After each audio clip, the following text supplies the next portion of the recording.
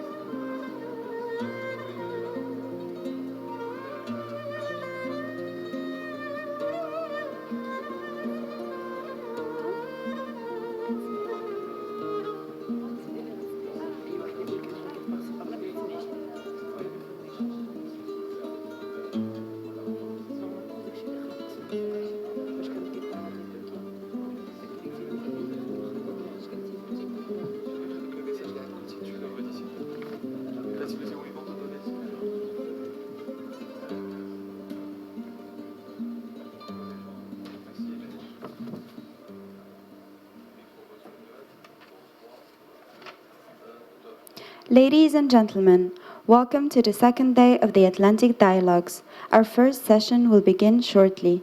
Please take your seats.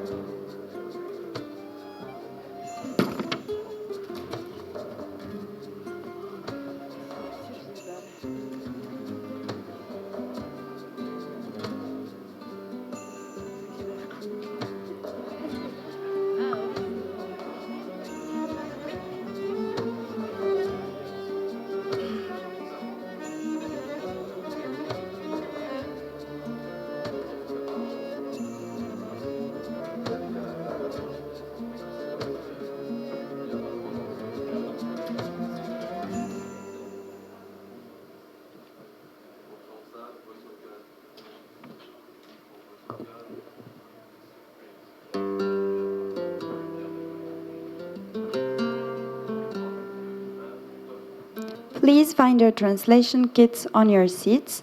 Channel 4 is for Spanish, Channel 3 is for French.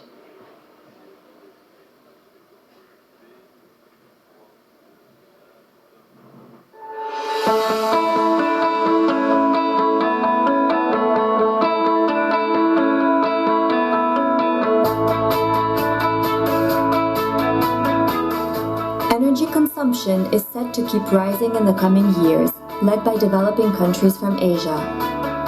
Oil demand, in particular, is expected to remain robust as oil products continue to represent the bulk of total final consumption. If the power sector has experienced a successful shift from coal to natural gas and renewables, replacing oil in sectors such as transport and industry will be more difficult and less likely to happen in the short term. Can this seriously hinder the path to decarbonization? Are the renewable and energy efficiency targets at risk of not being reached? Will the actions that countries take today be enough to forestall the direct impacts of climate change, or is it too little too late? How can countries, particularly low-income countries from the Atlantic Basin, effectively carry on with mitigation and adaptation policies to face the consequences of climate change?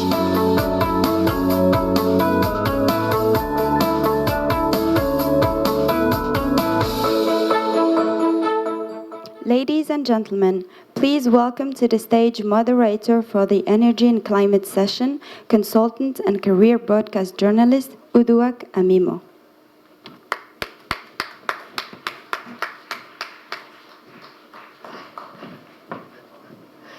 Good morning, everyone. Thank you for showing up.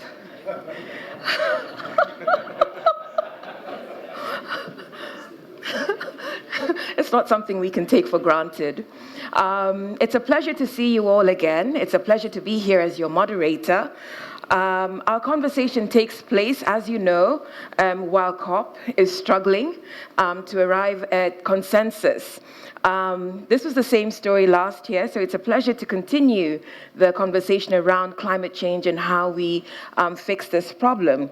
The struggle, apparently, according to the latest news, is on the architecture of carbon markets, timelines, and funding for poor countries. So our challenge over the next hour or so is to find ways of solving the problem. And in order to do that, we have the finest minds working on this issue, our esteemed panelists. You will see from their bios, you'll check their app, on your app, that they've spent a considerable amount of their careers grappling with these issues. I'll invite them to join me on stage, starting with André Caillé, the Senior Strategic Advisor from Junex in Canada. Mr. Caillé, welcome.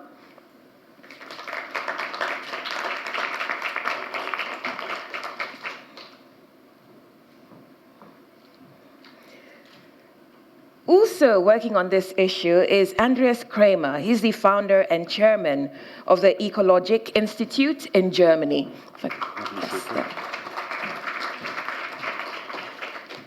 I'm quite lucky because I've been paired with these gentlemen a second time, so something obviously worked out right last time. From Africa and the US, we have Thione Niang, who's the co-founder and co-CEO of the Akon Lighting Africa company. It's a pleasure to have you with us. And last but not least, we have Francis Perrin, who's a senior fellow at the Policy Center for the New South, our hosts. Welcome.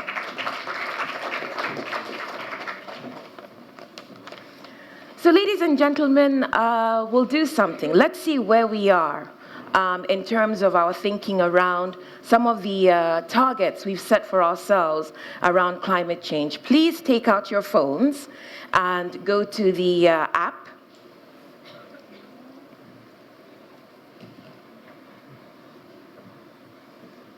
Take out your phones, go to the app, and the question, this is a polling question, the question that I'm asking you is, can transport and industrial sectors in the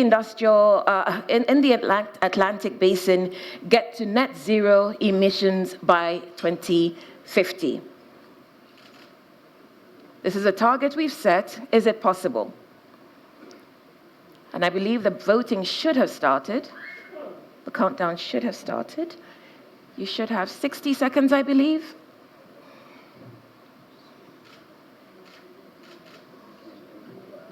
Do we know how to get on the app and to do the voting? Okay. Oh, wow. Wow, this is a tough crowd. Okay? So we're having climate change talks every year. And this is the level of pessimism that greets us. So if this is our feeling in the room, how do we expect the people in Spain to achieve any sort of consensus? That's the question that the panelists will be answering. And so I'll start with you, Francis. Please leave this up because we're going to refer to it. I'll start with you, Francis, to give us an overview of global energy demand and how it is that we arrive at this sort of pessimism around decarbonization. Thank you. Thank you very much. Good morning. Yes, we have some significant energy trends which are not always very optimistic. World energy consumption is increasing at a good rate. It's not surprising. And it will go on increasing for several reasons. One of them being, of course, that world population will increase by 2 billion people between now and 2050. As you know, the world energy landscape is dominated by fossil fuels, oil, coal, natural gas. The share of these fossil fuels is today about 80 to 85%, sorry, of world energy consumption. World oil consumption is increasing since the beginning of this decade, after, of course, the impact of the world financial and economic crisis at the end of the previous decade. But since 2010, world oil consumption is increasing every year. It will be the case this year and next year. World gas consumption is increasing every year since the beginning of this decade. An important trend is that as far as coal is concerned, at a worldwide level, coal consumption peaked some years ago, around 2013. So there is something significant happening to coal. Renewables consumption is increasing at a very fast rate, about 15% each year, which is, of course, very, very significant. CO2 emissions are increasing, which is not surprising due to these energy trends, of course, at a worldwide level. They are increasing each year between 1 and 2% each year over the latest 10 years. As you know, the landscape is dominated by China, which is the largest emitter of CO2, before the US, before the European Union, before India, Russia, and Japan in this order. So these are some of the most significant trends. As far as perhaps Africa is concerned, obviously its energy consumption is increasing at a good rate. Its oil consumption is increasing. Its gas consumption is increasing. Its hydro consumption is increasing. Its coal consumption is increasing. And its renewables consumption is increasing at perhaps a 20% per year rate. As you know well, in this room, Africa has a huge energy potential. Of course, solar, wind, hydro, but also oil, gas, and coal, even if, as far as coal is concerned, it's concentrated in the south part of the continent. And so we have a huge energy potential. In the coming years, we will have new African countries becoming oil and gas producers.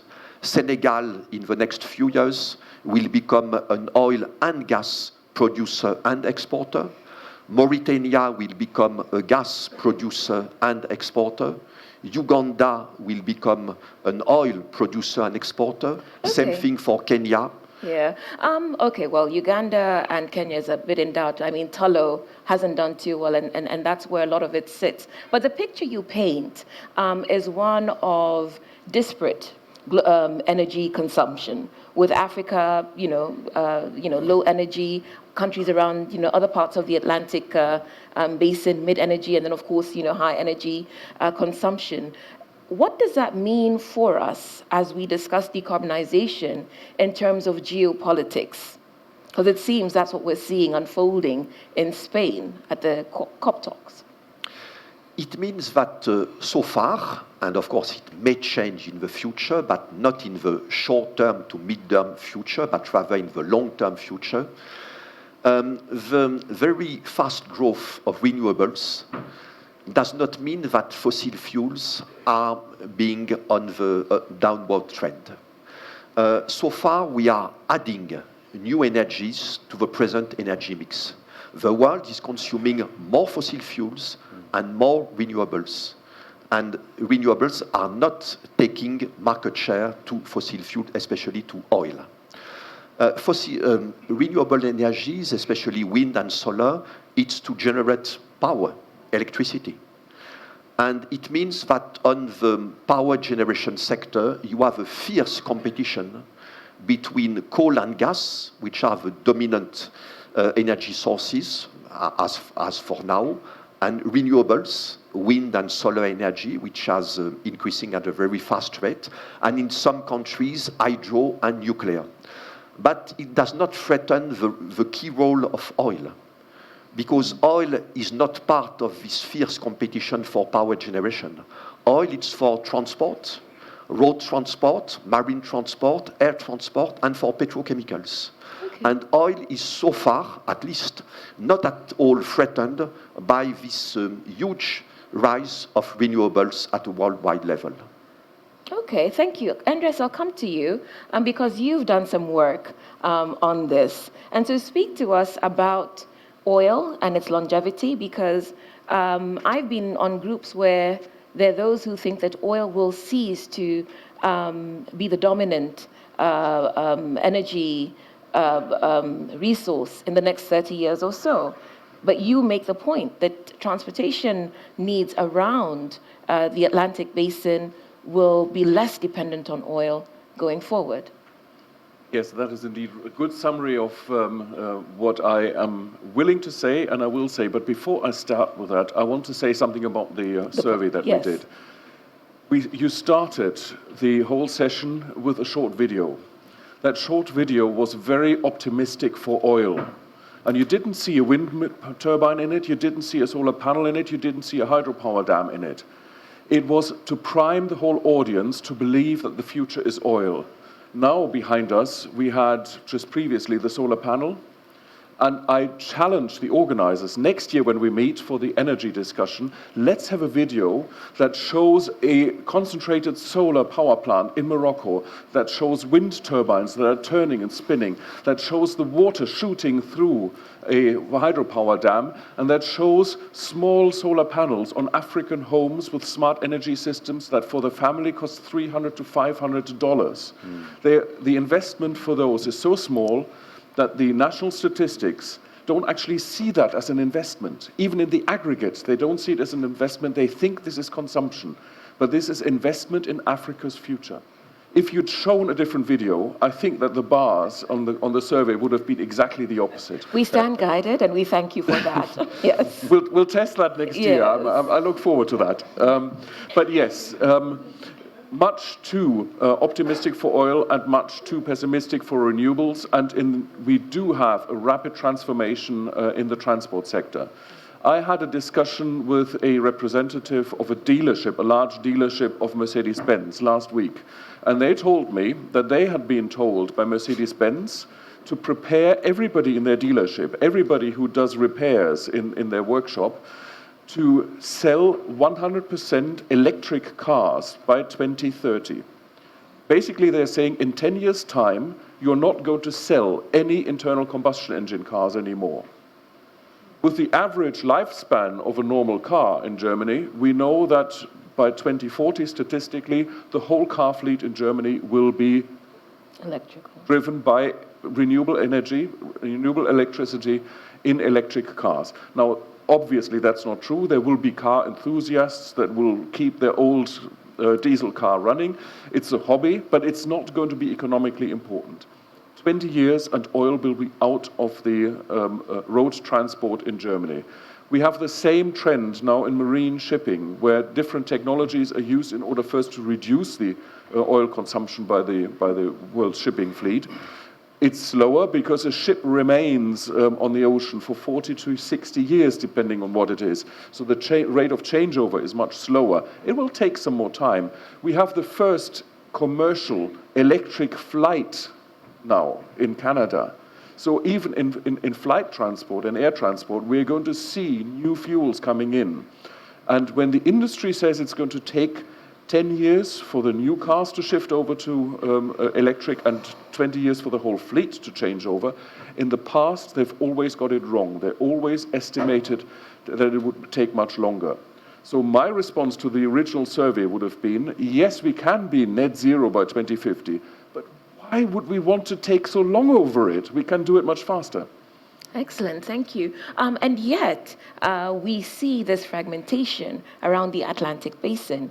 the examples you've given us are Atlantic-based countries which are wealthier, and yet when you look at emerging economies, emerging markets, the transport industries there are still way behind.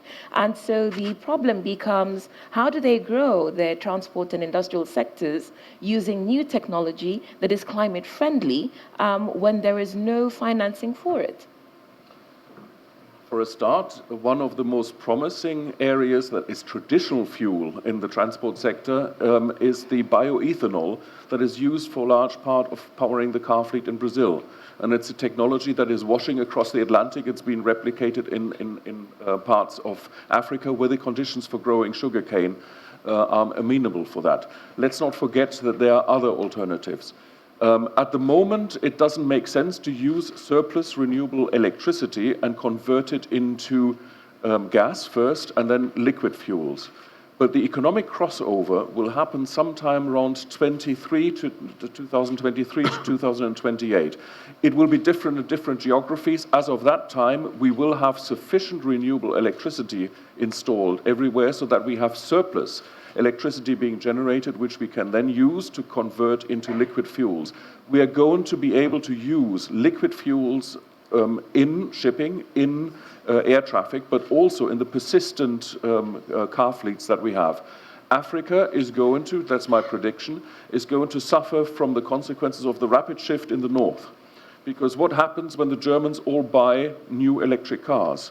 Their old diesel and gas cars, the internal combustion cars, they're going to go onto ships and they're going to be shipped to Africa, where you will keep driving them for about 20 years. It's going to create a perverse path dependency in Africa to supply those cars with liquid fuels for 2 or 3 decades before you will retire them as well in order to then upgrade to the electric drivetrains that will then become much cheaper anyway. And let's not forget, making an electric car today, they are expensive on the market, but actually making it is about half the price of an equivalent internal combustion engine car.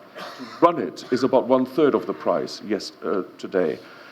If you want to buy a Tesla Model S, that's the big one, the expensive one, its total cost of ownership over its lifetime is already lower today than it is of buying a similar sized Mercedes, BMW, Audi, or whatever else I can recommend as a German engineer. Thank you, Andreas. André, I'll come to you because when we talk about energy and the demand, we talk about industrial sectors. Transport features quite high on that agenda. But of course, we know that our industrial needs are quite spread out. And so what would you say in terms of how the countries around the Atlantic basin prioritize their energy needs going forward? Yeah, but first of all, if you allow me, I'd like to react to the what was the information. The poll. Yeah, I think I'd like to submit that and respectfully that this is too pessimistic, because I think the electric car will improve both in cost and efficiency. And therefore that you will see much more of those car combustion engine be replaced by electrical cars. So it's got the figures, the end result is going to be better than what was so seen. Let me just interrupt you then. Yeah. Would you then say on this panel that we don't know enough, and that was reflected in the pessimism we saw? That there's a gap between, say, the information that you, as specialists in this area, have, and we, as perhaps a lay audience. I can understand the remark or the polls because it's rather new. It's new technology. I mean, the oil burning engine in transportation has been known for years now. And it was a real success when it was introduced, but now we're getting to the transformation. It's now the beginning of the transformation because electrical car technology has improved a lot. And I think we will see penetration, in the market penetration, that will make those numbers look pessimistic in the future. Well, that's my point of view. I'd like to remind also that the number one issue when it comes to limiting the increase of temperature of our atmosphere is not so much about, it's in transportation, of course, but much more in coal producing power, exactly.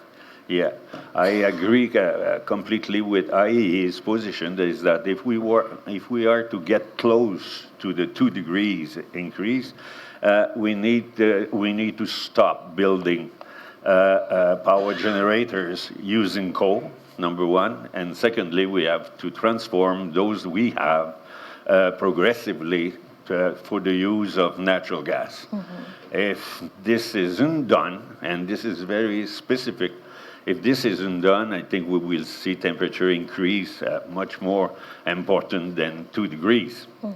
Having said that whatever the result, I think if you're talking about the Atlantic basin, we need to invest much more in adaptation measures because I think it's going to be at least 2 degrees, and if looking at actual numbers, unfortunately, it's going to be significantly above 2 degrees, and countries, the poorest in the Atlantic basin, which happen to be on the southern hemisphere, either in South America or sub-Sahara regions, they will need adaptation measure to be developed at a much faster rate than what's been seen now.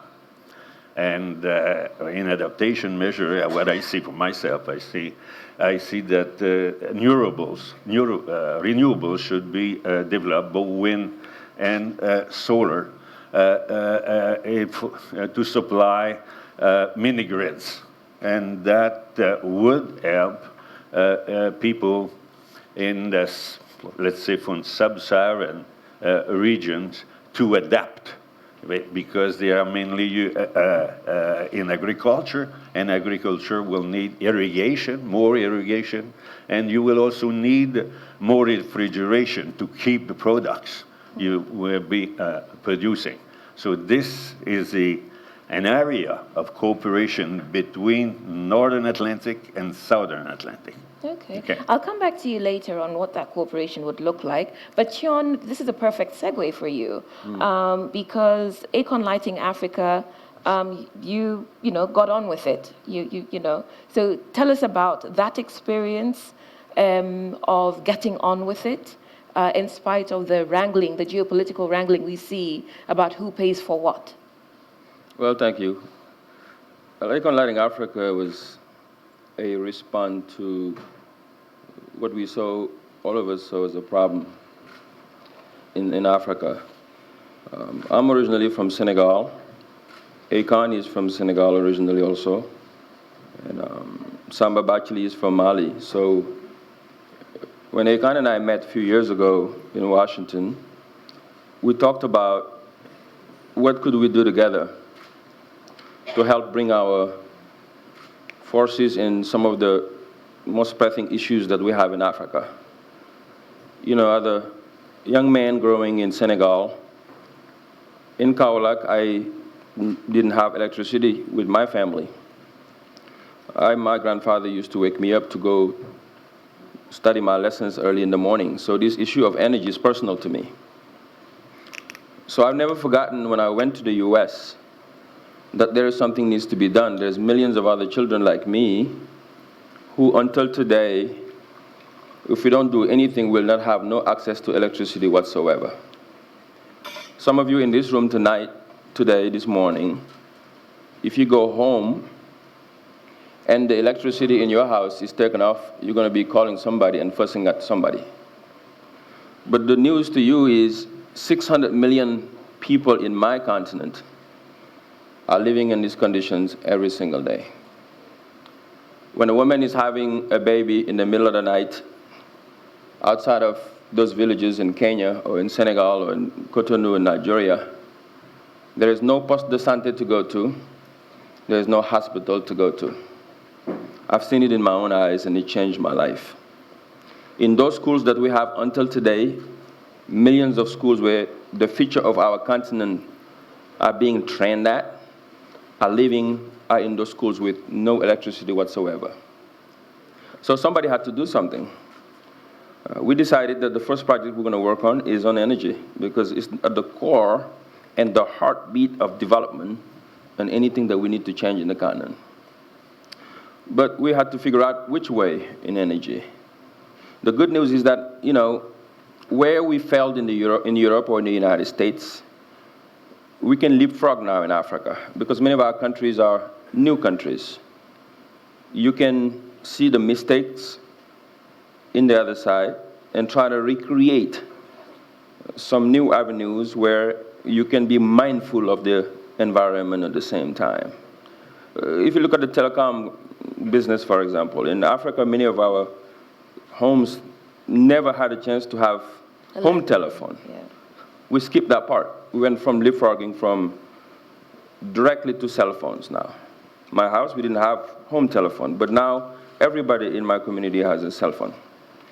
The idea was, how can we be mindful of the energy of the environment and come up with a solution that supports the community, where the young child can study at night and the hospitals can have that, and the farmers like myself can use energy with the sun that we have to be productive.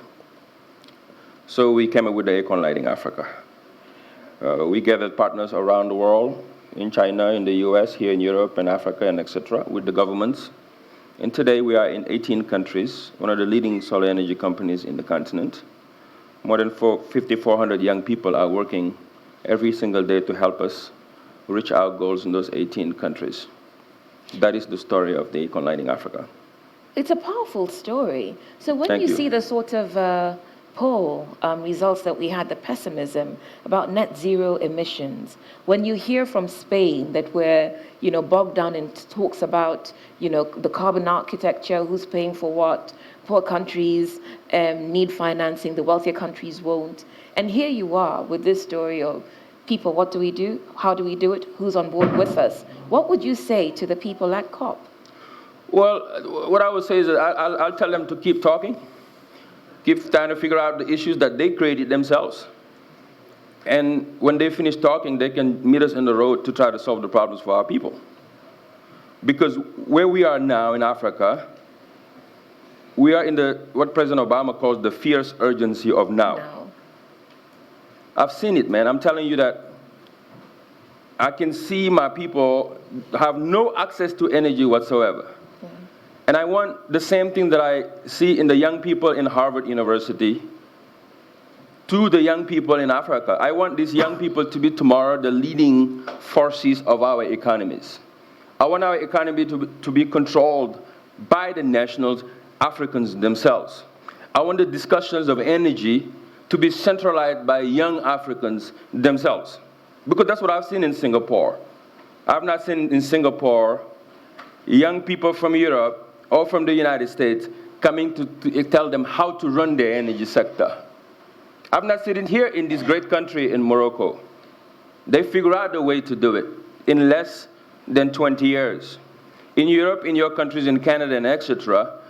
But what I'm tired of, and I want to see change, is Europe and the United States and other countries try to show us how to develop our countries. Because somehow it didn't work in Europe.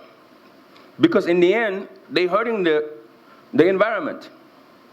And today we cannot tell us, well, Africa, you cannot, we have to be careful about the environment. We need to develop our countries. We need mixed energy in Africa. If those things you think you don't need anymore, bring it to us until we develop our countries. We need industries. We need to build factories. Okay, how are we going to do it? The same way you did it. If it means that we have to also do solar and do fossil, do gas, do all kinds of mixed energies, we got to do it first.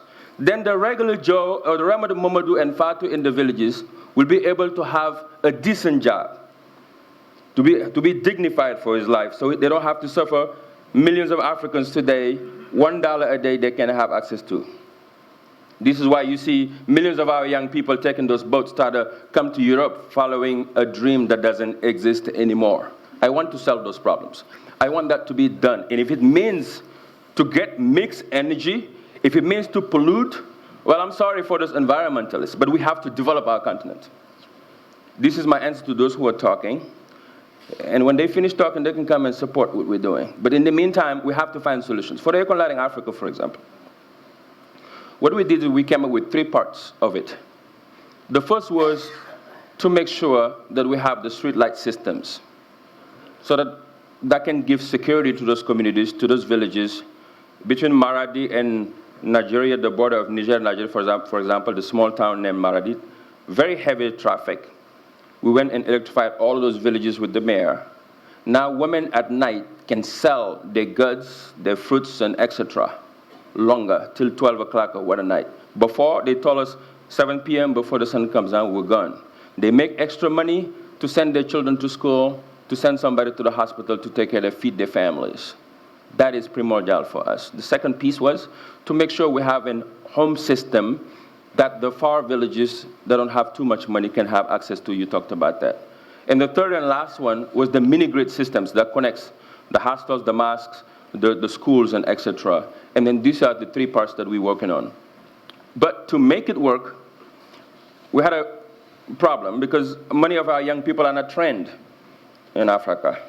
So we created the Solar Academy in Mali and in Senegal to do the transfer of knowledge to make sure each of these young people have access to the knowledge that we need. And they are today helping us, 5,400 of them, to install the project all around the continent. Okay, Thione, thank you very much. No it's a powerful story, and you introduced several things. You link this conversation to migration, which continues to be a problem for us, but you also talk about energy inequality. You talk about energy poverty that much of Africa is living in. And so, Andreas, I'll come to you before I go to the audience for a word cloud. Which is and Thione talked about this, if Morocco is able to sort out their energy problems, why is it that the rest of the continent or various others are struggling? Does this have to do with technical capacity? Is this lack of foresight, poor political commitment? What are we dealing with? Well, I don't think it's fair to talk about Africa as a whole as if it were one place. There is a huge difference between the green renewable energy superpower that Morocco has become compared to Nigeria with its oil, South Africa with its coal, Algeria with its gas. Africa has so many starting points. Some regions are energy rich, some regions are energy poor, and you described examples of that. So I think it's unfair to talk about Africa as a whole. But as sort of little bit of spotlights, you do have in South Africa immense corruption that breeds path dependency on coal that you don't have in other African countries. You do have in certain parts of Africa, Angola and Nigeria, just as examples, that have old and established oil and gas industries, mostly oil, and they drive a lot of the political power in the country. Whoever controls the energy resources can also control the political process. It's called the resource curse.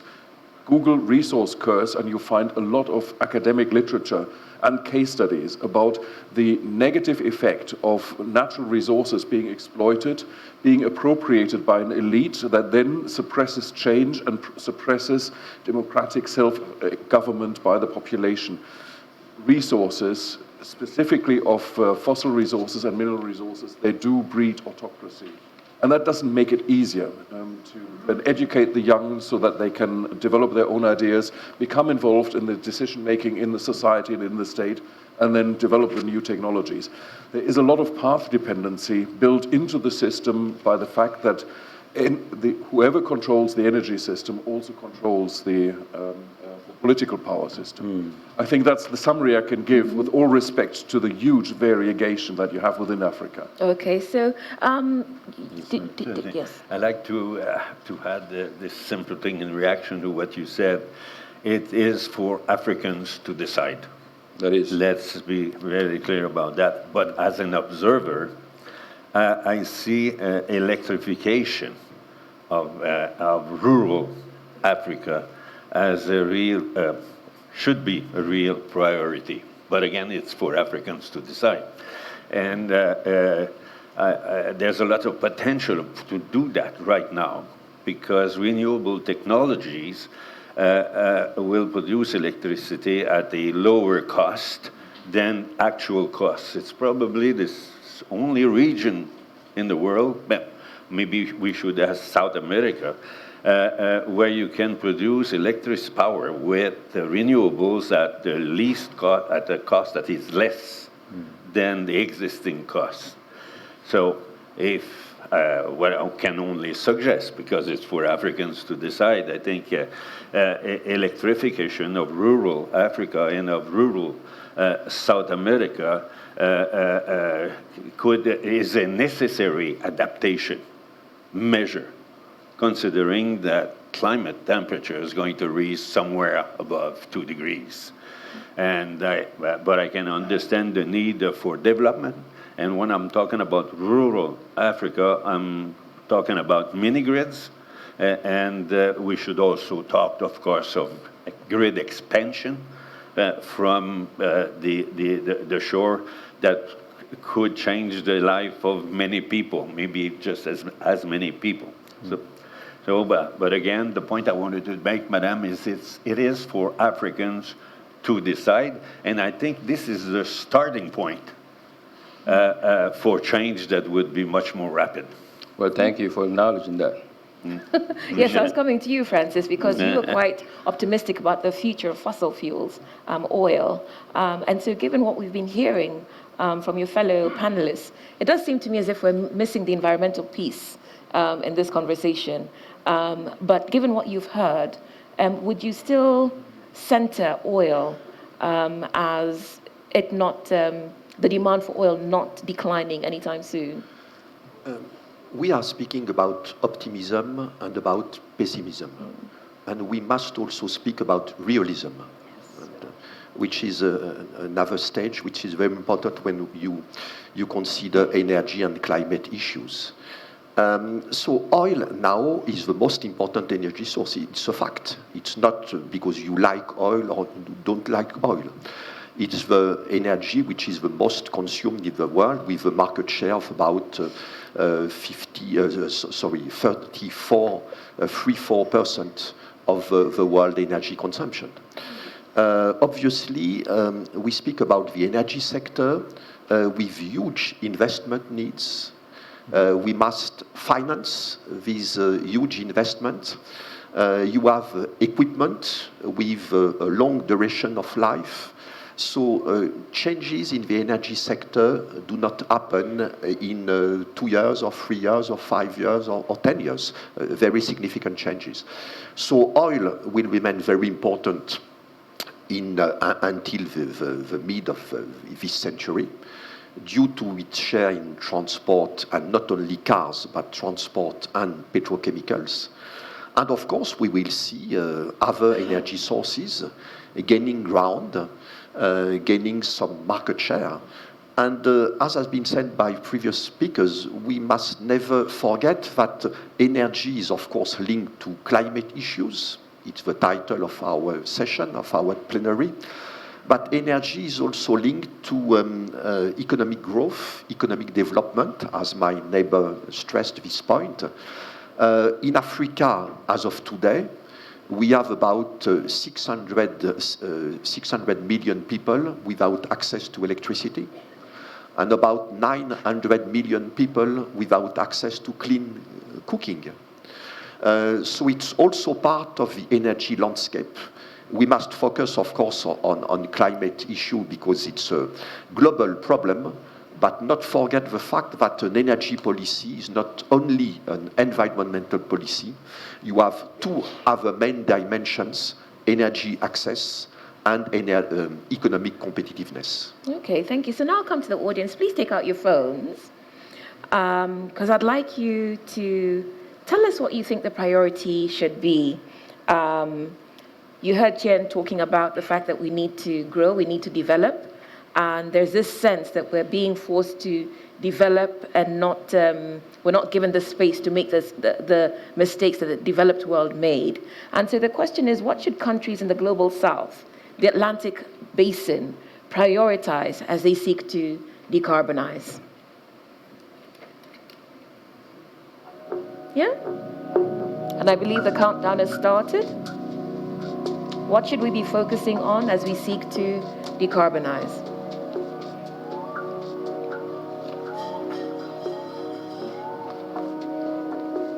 Agriculture, sustainability. Okay. Interesting. Agriculture, development, energy, renewables.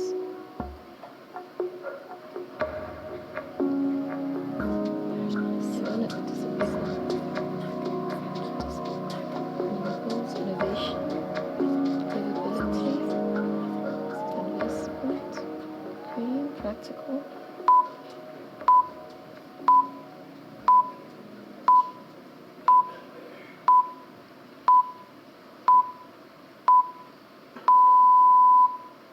Andreas, you don't seem happy. No. Okay, so what's going on? What are you thinking? Why are you unhappy with The largest black one is nuclear, which doesn't make economic sense. It never has done. It doesn't do, and it can only be explained by either corruption or by unstated military intent. And I do not see wind power or solar power or biomass being at the same scale. So there must be nuclear lobbyists in the room that have to explain that result. Well, we do have renewables. Yes, we do. And there is sustainability and there is green. So, you know, maybe... Thione, what are you thinking when you see these results? Well, I see it comes back to what I talked about earlier, is development again, and it's at the core of everything. And I'm a farmer, we need energy every single day. Sorry, please put it back up. Yes, We need energy every day to be able to perform. Mm-hmm. Before I get into farming, when I first got into farming, it was very expensive, for example, for me, every month to pay electricity. Somehow in our policies in Senegal, it's almost double the amount of energy that we're paying as a farmer compared. What do you grow and how do you consume energy? I grow crops, vegetables, we do chicken and eggs, we do cattle. I do a little bit of everything the farmers do. And we have a agricultural institute in the farm to train young people into farming. Basically, the idea was the same thing that got me into Akon Lighting Africa, got me into farming.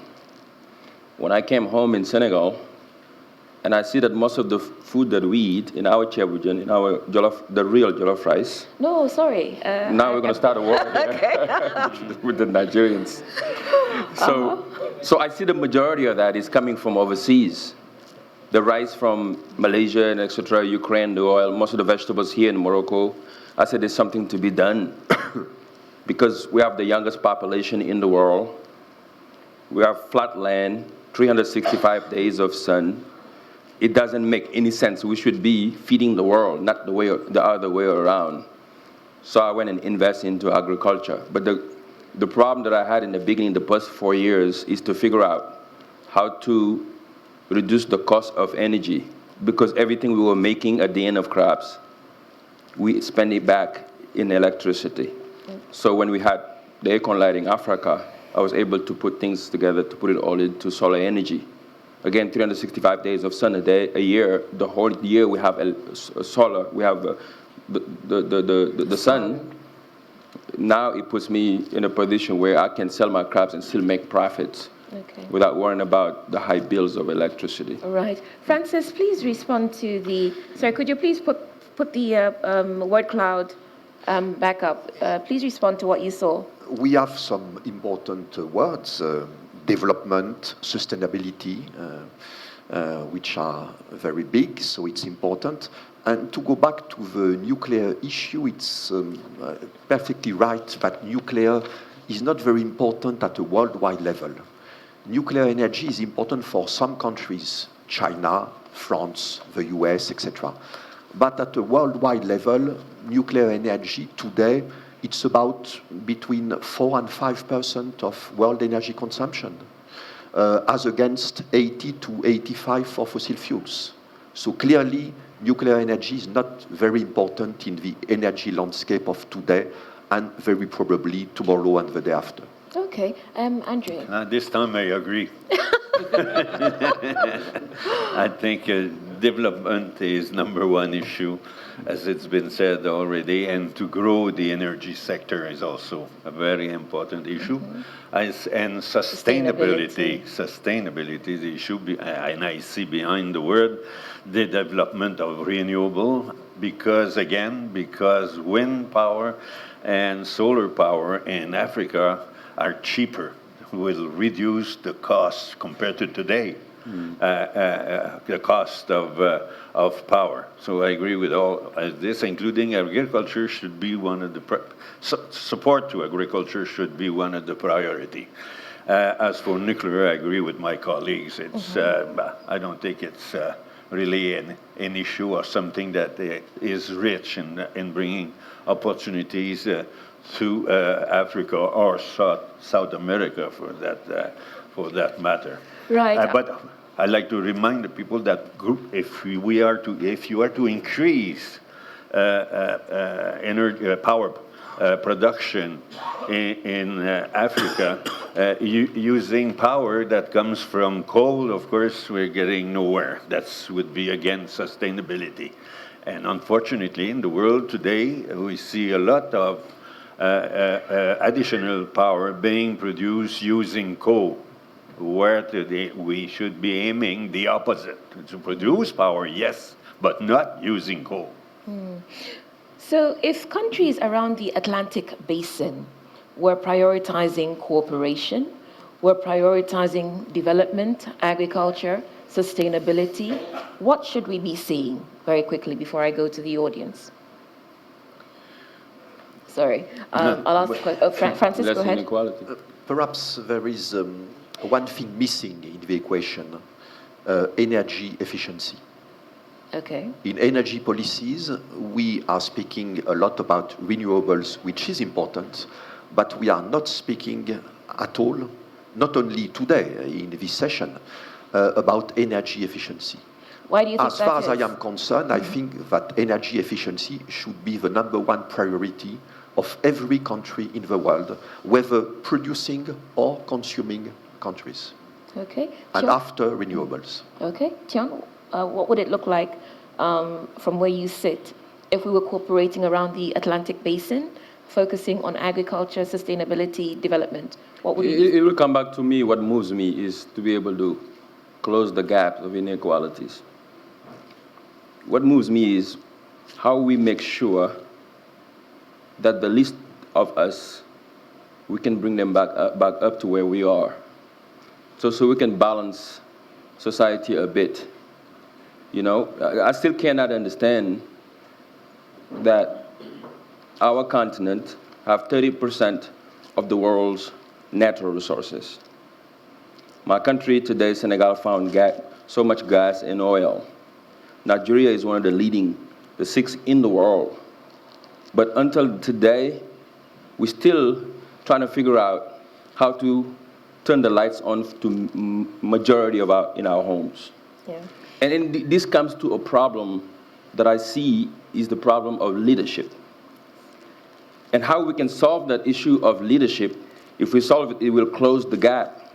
It will take a new generation of young Africans who's traveled the world, who understand how nation building works, who have no complexity whatsoever to how to address the issues that we face, and to take ownership of that. What needs to change will come from us with our partners who will come to the continent in a win-win situation. Thank you. And this is what moves me. This is the core of what I'm talking about. Everything else is the core, the policies, and all those things is just good. But the point you're saying is that we would see close the strong gap, leadership. the inequality. Andreas, what would we be saying?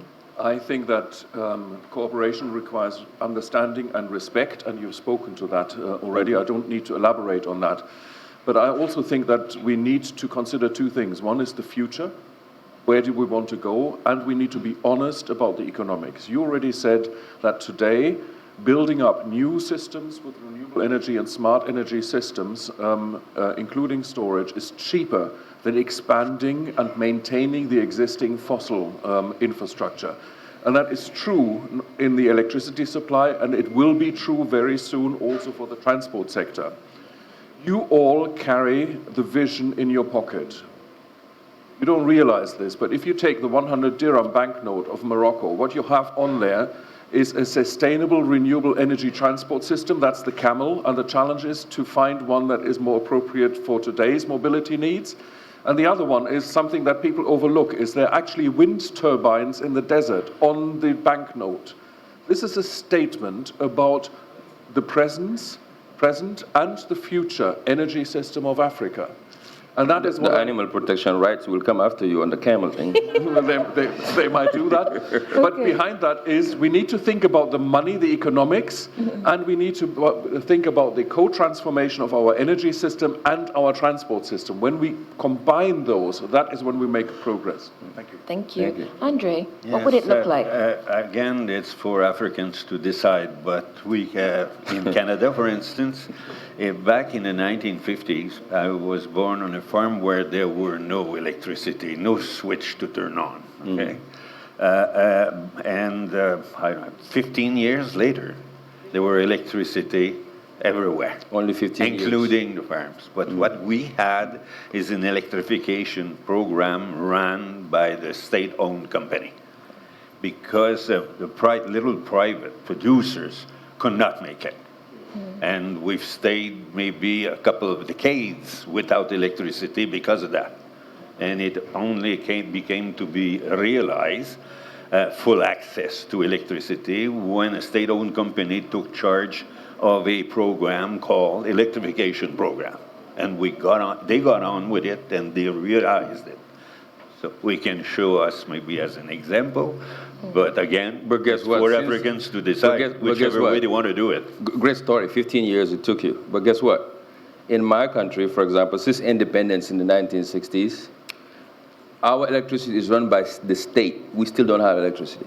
Yeah. Okay. All right. So it's not exactly the answer. Yeah. Okay. Yeah. You know. So look, I'm going to open up the floor. Ooh, okay. So the middle was quick off the bat. So we will start here, and then we will work our way outwards, all right? And so please be as brief as possible. We'll harvest as many questions as we can. There should be some microphones. Yes, excuse me. And so we see here Marcus, Dr. Han, I believe. If we just take the questions from here, and then we'll come out to the other side. Go ahead. Okay. Yeah, Marcus Freitas from Brazil.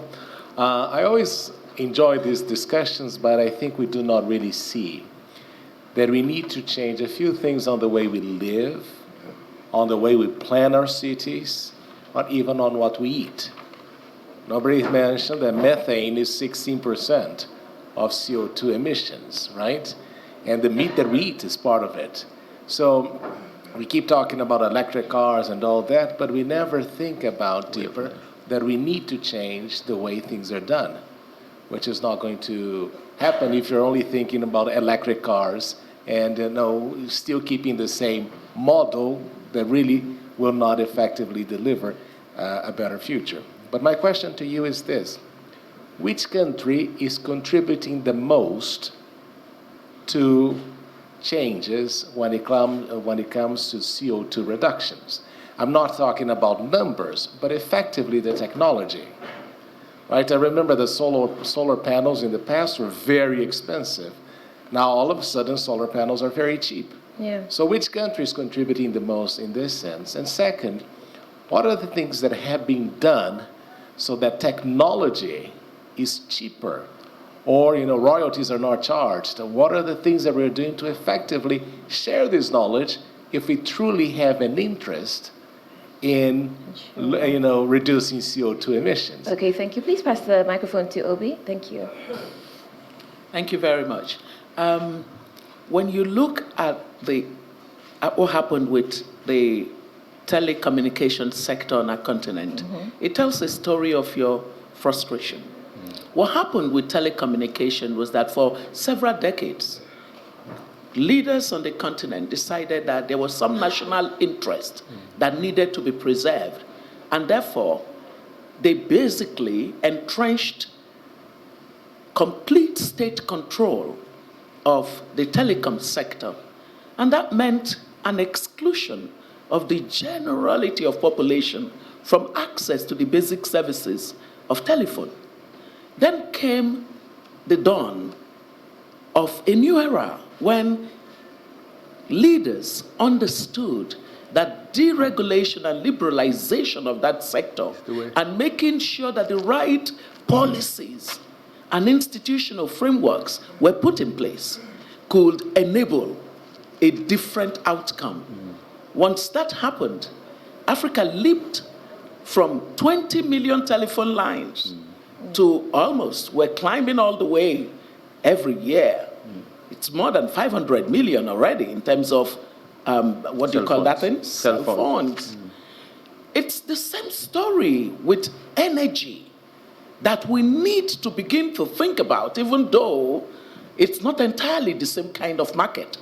Because with energy, you've got the whole value chain of production, so generation, you've got transmission, and then you've got distribution. There are two segments where you can easily get the market activity going: generation and distribution. Transmission is clearly much more difficult in terms of the risks and the income possible. Now, with that in mind, I think that the greatest disservice we currently have is that nation states are still unwilling to tackle in a fundamental way, because we need scale, we need speed, but nation states are not yet ready to really, in a courageous way, embark on those kinds of reforms that you're picking up, Francis. I don't think that it is a matter of time that is needed in order to de-emphasize oil as much as it is the kind of political courage that is necessary to bring the thoughts that are already available. We know these solutions now, and it is how public policy configures itself to move in the direction. And for my own fellow Africans, I fought the battle of development or climate change. I did. I was VP at the World Bank, and I had to fight the battle of making sure that South Africa did not shut down its economy when in 2009, 2010, thereabout, the global financial crisis was affecting most economies. And finding the resources to enable ESCOM to continue to operate was tough. And for the first time, South Africa actually requested for a loan for ESCOM.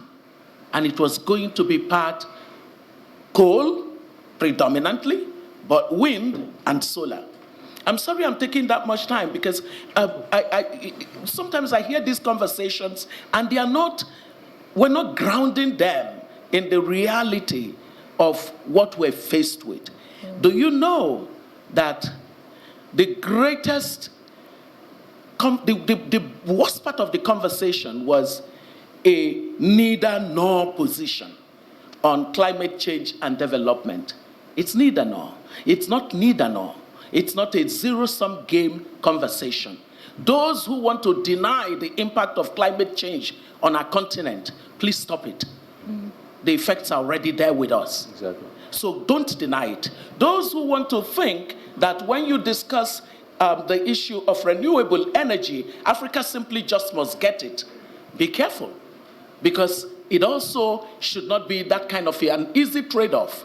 What is the global attention to the kinds of policies, the kinds of financing, the kinds of regulatory systems, and the global norms that will support an Africa policy direction that changes electricity from what it is today to the African into the kind of success we gained in telecommunication sector. Okay, Thank you. Obi, thank you. I suppose the beauty of spaces like the Atlantic Dialogues is because they're safe, and with the sort of people that we attract, It allows a great unburdening. So thank you for that, Obi.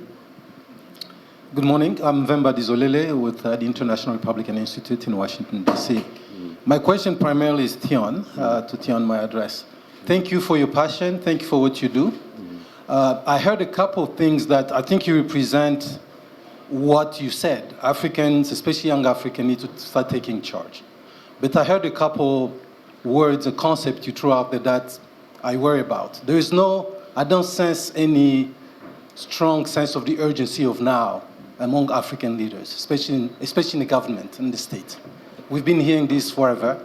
There's a sense that African thinks they have the time. Time is on their side. We're flexible on time in Africa, but time is not on our side. Yeah. So my question to you and people in your space, we have a lot of youth, people who have studied overseas who don't have any complex. We already have that. So that's not new. So to you, what are you doing to engage with the policy makers? Because until politics and policy change, nothing is going to happen in that space. Entrepreneurs are not going to rush home. Most of us will not go back because the conditions are just not there. Right. But in the space of energy, I'm Congolese. Congo owns, at least hold about 50% of hydroelectric potential of Africa. Mm-hmm. The Inga dams are not working. Africans are not doing anything to help that. Yeah. Thank you. Thank you. Good question. Thank you. I will be trying my best to be very brief. Actually, I believe in balancing the two, development and environment. But my point is, say for instance, if you take the Maslow's pyramid, hierarchy of needs, and then if you put Africa in that pyramid, it's the first one, physiological needs, food, water, air, etc. Maybe even four of you, if we put you on the pyramid, you are at different level. So for me, yes, environment doesn't know boundary. It has to be addressed at global level. Even at one point, Nehru Gandhi said that poverty itself is an environmental degradation, meaning that we have to at least tackle the issue with poverty first. So do you think that is appropriate, as it is now, to apply this one standard all across? For me, what I would say is that we need to work first on the poverty.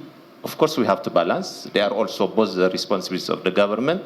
But at the same time, when you talk about adaptation, for me, adaptation, it does not bring enhanced development. Okay. Of course, it's important, but that is my point. So I'm supporting the speaker from Senegal. Thione. Thank you. Thank you very much. Sir?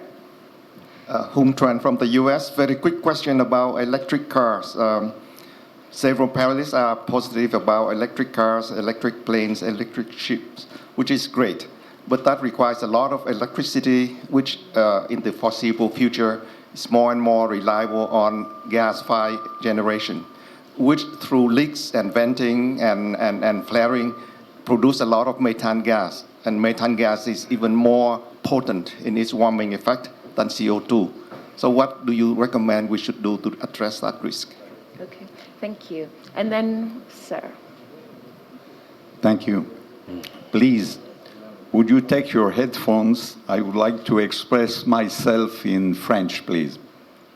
Okay, I go ahead. Thank you. I would like to react to what Mr. Caillé was saying on the Atlantic Basin. When you were saying that the countries of the South were going to be warmer, all of the models show the opposite, because in fact it will be the Northern Hemisphere that will be warmer, because all of the continental masses are essentially located in the Northern Hemisphere, and that the temperature rises 5 times faster than the oceanic mass.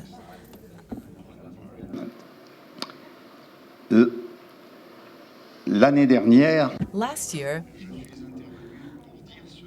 I spoke to say this, that these lands were, the temperature was rising, and in fact, the IPCC report was published this summer to indicate that the use of land use is accountable for 40% of climate of global warming.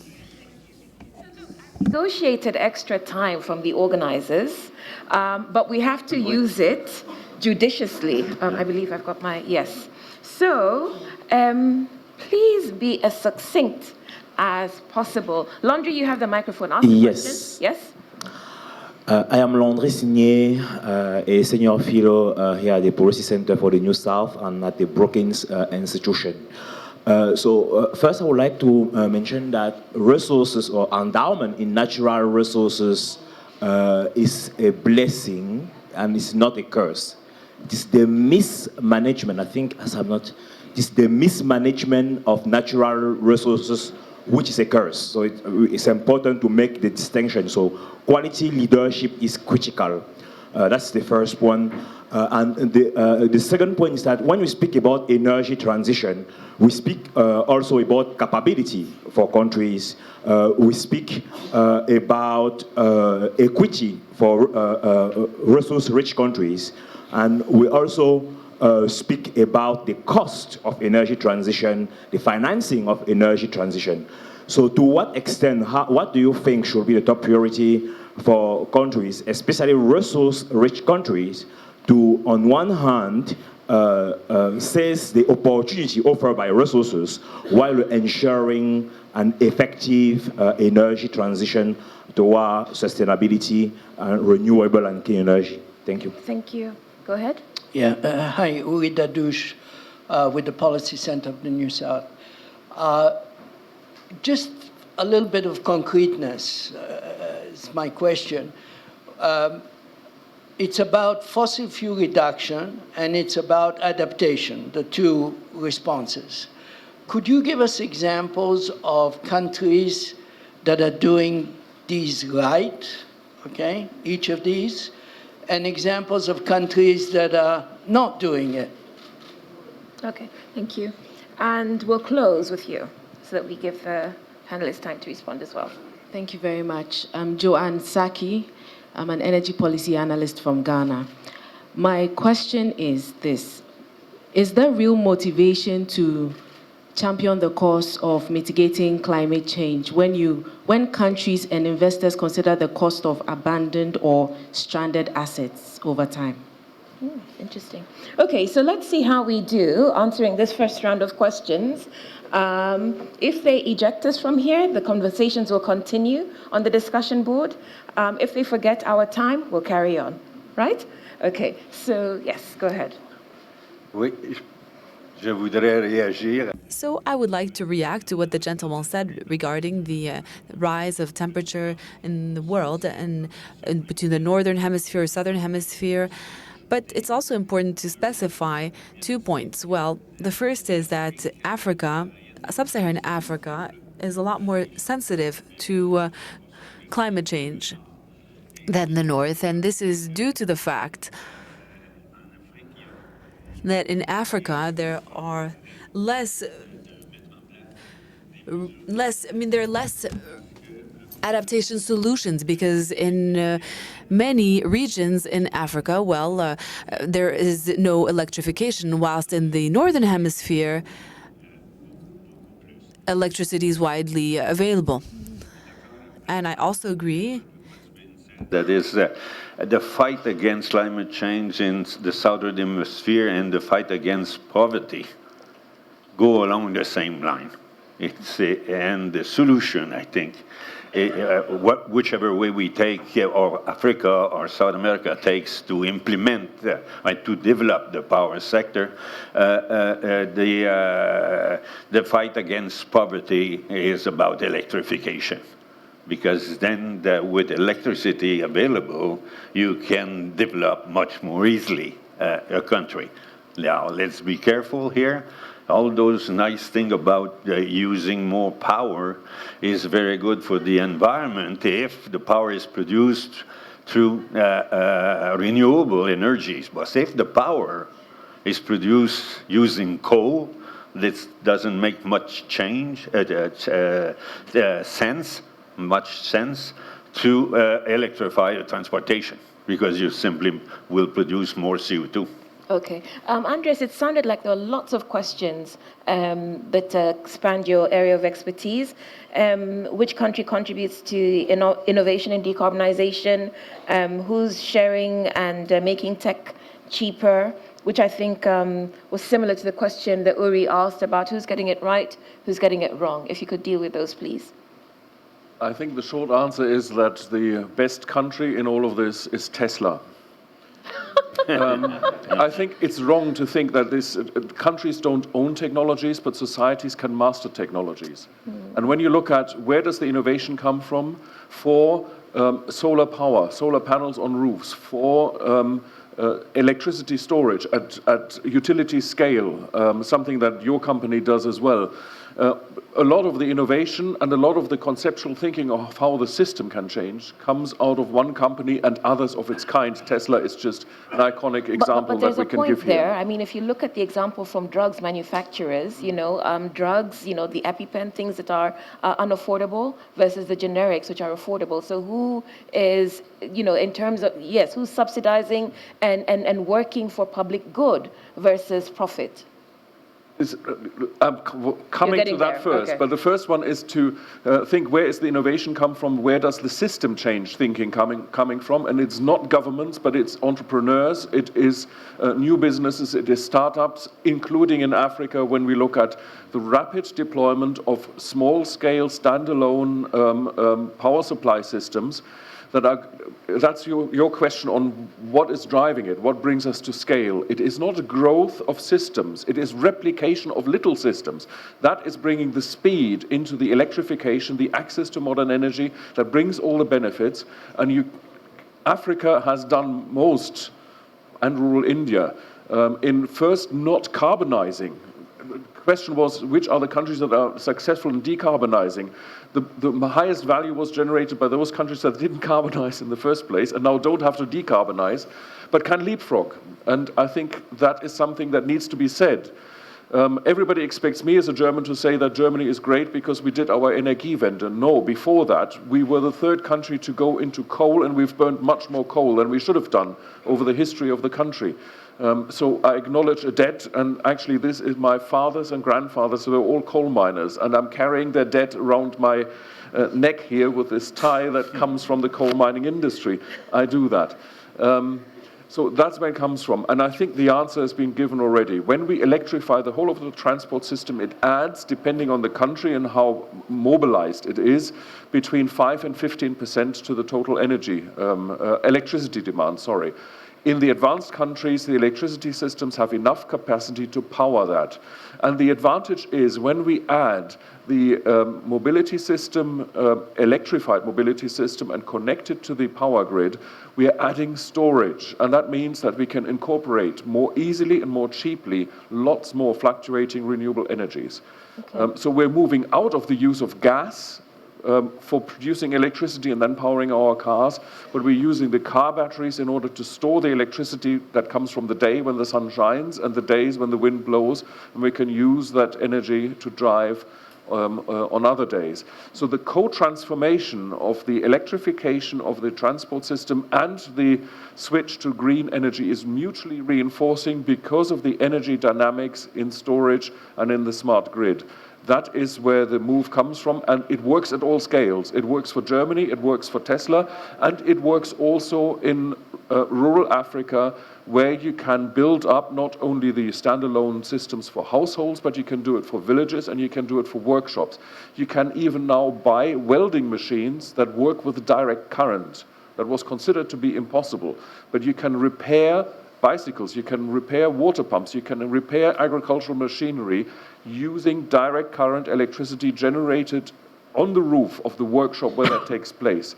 This is leapfrogging that can happen in the area that you know more about than I do. Okay, and so Thione, I come to you. We're now on borrowed time, guys, panelists as well. And so the questions I think that you could answer, given your experience, what do you think the top priorities for resource-rich countries should be? And there was a specific question about how people like you, the change makers, engage with policymakers. Well, that's a question that he asked about policy, that we need to be working on more on policy. Well, I would say to you that I think we have the policies already put together in many of our countries in Africa. I'll go further to say what we need most is how we implement those policies. How we go from, you say what now? That I agree with you, yeah, but it's too generalized. It's just to say that it's more on how we can implement some of the good policies, right? We've done so many policies, so many conferences, so many think tanks come through and find out ways to how we can change things in the continent. But in the end, most of those things go under the closets and nobody talk about them. And to implement policies, it takes leaders, politicians. It all comes into leadership and politics. Sound politicians who don't come to power. So Thione, I'm going to interrupt you to ask, you are making a difference. You have shown courage. Right. Right? You work with Akon. We know some of his songs. Right. So you have social capital. Right. How are you using that to engage with policymakers? That's what I'm to engage with leaders? actually answering. Okay, fine. So get to the point then. If you let me finish, I would have been there already. Okay, fine. So get there then. So the point is, to come back to your point, many of us are coming home to do what we can on the ground, but we don't have enough of us who come home and get involved into politics. Until we have the right leaders in place who will come to power to serve their countries, not to serve themselves, we will never change the continent. No one will come from outside to do it for us. So you, yourself, and any of you who are thinking about it's going to be me or somebody else, we need you to come and get involved in politics. If you want things to change, come and take it. No one will give it to you. Power is not given. Thione. And it's for the diaspora. Good people are offering themselves up. Obi offered herself up. Nkosana offered himself up. That is great. We don't choose them. Well, we don't have to choose them, but each one of them, we are the change that we want to see. That's what I'm trying to convey to people. Okay. And Francis, I believe there were questions around the overstating of electric transportation. Thank you very much for these very interesting questions and comments from the audience. Yes, electricity and transport, where will the electricity come from? And it's a very important and good and topical question. China is producing a lot of electric cars, but its power mix is dominated by coal with a 75% share. So people say it's very good to produce electric cars. It depends. Sometimes it's not good at all. In the transport sector, in order to reduce the share of oil over time, we need power, electricity, we will need natural gas, we'll need biofuels, we will need hydrogen. And not only electricity, it won't be enough to make the share of oil fall in the sector. I agree with the comments about the importance of the agriculture and the food sector, about the huge hydro potential of Africa, which is totally underexploited. And with the resource curse, it's the mismanagement which is the curse, not the resources themselves. Look at Venezuela. You have all what you do not have to do about energy. Look at Norway. I think that Norway is not very unhappy to have oil and gas in the North Sea, probably. So you have a point. China is doing a lot in terms of the development of renewable energies. They are the leader at a worldwide level for solar energy and wind energy. But their oil consumption is increasing, their gas consumption is increasing, their hydro consumption is increasing, they are building a lot of nuclear reactors, and so on and so on. So we have a very complex equations with energy efficiency first, renewables, gas instead of coal in the power generation sector, a carbon price. If carbon is free, why should companies invest in order to reduce their carbon emissions? So it's a key issue. We need a huge effort in research and development applied to the energy and the climate sector. We need carbon capture and storage, and we need adaptation to climate change. Okay. An alarm went off, which reminds me that we have just 5 minutes to go. And so please take out your phones. Let's see whether we've changed our minds on the question I asked you when we started. And so the question for the, if you could display the question, please. Is it possible to get to net zero? If we could have the question, yes. Can transport and industrial sectors in the Atlantic Basin get to net zero emissions by 2050? Let's see if anything's happened in the room in the hour or so that we've been discussing these issues. We're at what, 13%? We were 87. They're going to show us the difference. They'll show us the difference. Ah, we're getting better. Okay, so congratulations to the panelists. They've made a dent in the opinions in this room. And so this is where we will end. You've been a wonderful audience, and we've had an even more wonderful panel. Gentlemen, thank you very much for your time and insights. It's been a pleasure moderating your insights. Okay. Ladies and gentlemen, we will now take a coffee break and reconvene at 11:15. Thank you.